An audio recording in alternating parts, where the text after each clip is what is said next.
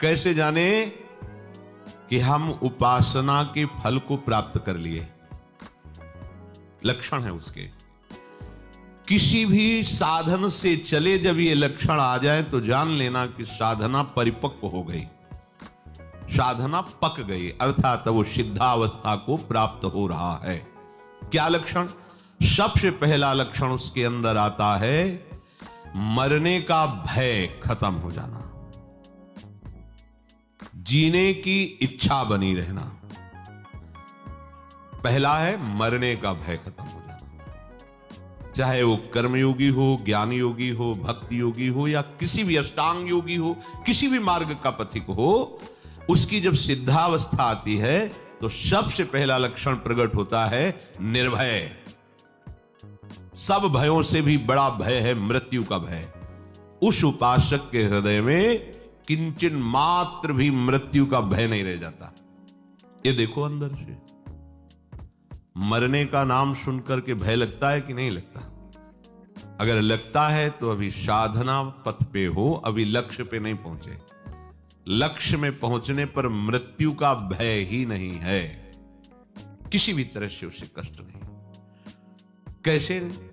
जैसे नाटक चल रहा हो और उसमें सामने विपक्ष से वार किया गया और मरने का वो नाटक किया, उसको कोई भय लग रहा है? सामने से तलवार भाला गोली मारी जा रही, क्योंकि वो नाटक है। उसको पता है मुझे ठीक ऐसा ही रोल निर्वाह करना है जिससे दर्शक देख करके वाह कर रहे हैं। बिल्कुल उसमें वो जान करके नाटक करता है, वो जान करके ऐसी उपस्थित सीन करता है कि सामने वाला प्रभावित हो जाए। उसको मृत्यु का भय थोड़ी लग रहा है, क्योंकि जाना नाटक है। ऐसे ही ठीक जो परिपक्व अवस्था को प्राप्त है वैसा ही नाटक देखता है। जैसे प्रलय में भी भयभीत नहीं होता भक्त, ऐसा शास्त्रों में आया। तो सैकड़ों हजारों आप नाटक देखते, उसमें देखते सैकड़ों लोग मारे जा रहे हैं, गांव के गांव जलाए जा रहे हैं, आपको थोड़ी भी पीड़ा नहीं होती, क्योंकि मूल में आपको पता है नाटक है, ये दिखावटी है, वास्तविक ऐसा नहीं है। ऐसे ही उस पवित्र अंतःकरण वाले परिपक्व अवस्था को प्राप्त हुए किसी भी साधन पथ से जो चला है, उसको संपूर्ण संसार का नाटक रहस्य पता चल जाता है। इसलिए महाप्रलय में भी केवल नाटक देख रहा है। जैसे अपने गांव का गांव आग लगाई जा रही देख रहे, पर कोई भय या दुख नहीं, क्योंकि पता है नाटक है, झूठा है। ऐसे ही ये मिथ्या, ब्रह्म सत्यम जगन मिथ्या, ये मिथ्या है। वो अपने शरीर को ऐसे मिथ्या अनुभव का है तो अनुभव होता है, जो मिथ्या है उसे अनुभव हो रहा है। अब उस असत शरीर के छोड़ने का उसे कोई भय नहीं है, क्योंकि उसने पहले ही छोड़ दिया है। माना हुआ अपनापन प्रभु के चरणों में ऐसा समर्पित हुआ कि देह सुध ही गई, देह कुटुंब ते जाए छूट सब ही विधि नातो। जब तक मरने का भय है तब तक परिपक्व अवस्था नहीं है। मृत्यु का भय खत्म हो जाए। जांचो, यहां सब 1 मिनट में लीला प्रवेश की बात करते हैं। मुझे भगवत प्राप्ति हो गई, मुझे ब्रह्म बोध हो गया है, तो ऐसे कपड़ा क्यों रखे? बोले वो व्यक्ति दिखाई देते हैं ना, ब्रह्म बोध हो गया और व्यक्ति दिखाई देते हैं। जैसे ब्रह्म बोध हो जाता है उसकी ब्रह्म दृष्टि हो जाती है, व्यक्ति कहां? गलत नहीं चलो, सही से चलोगे तो ब्रह्म बोध हो जाएगा। इसीलिए तुम्हें मनुष्य शरीर मिला है। हाँ, मुझे राधा कृष्ण का साक्षात्कार हो गया। अरे जब तक मैं हूं तू है तब तक कहां साक्षात्कार है? जिन्हें साक्षात्कार होता है वो वही होते हैं। जानत तुम्हें हो जाती। मैंने साक्षात्कार किया वो कर ही नहीं सकता। जिसने साक्षात्कार किया बताने वाला ही नहीं रह जाता। जो बताया जाता सब बाहरी बात होती है, आंतरिक तो बता ही नहीं जाता। मरने का भय खत्म हो जाए बस। दूसरा, जीने की इच्छा ना रह जाए।